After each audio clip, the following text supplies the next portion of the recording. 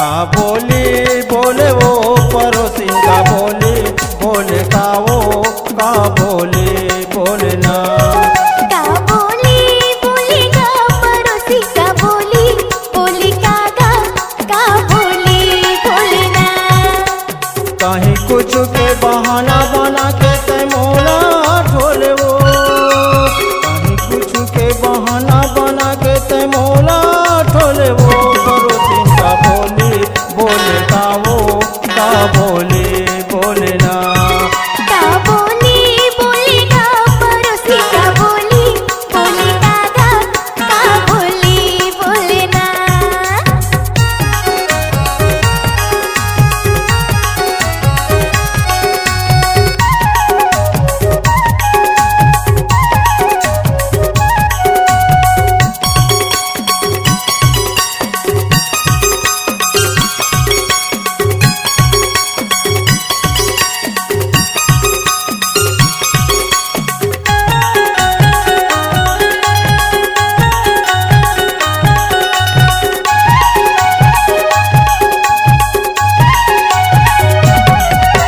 झैने भुलाबे जवानी माँ नानपन के दोसे दारीला नानपन के दोसे दारीला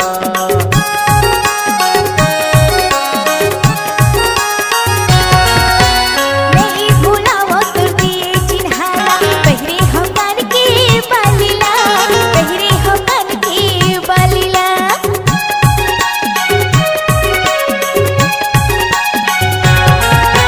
झैने भुलाबे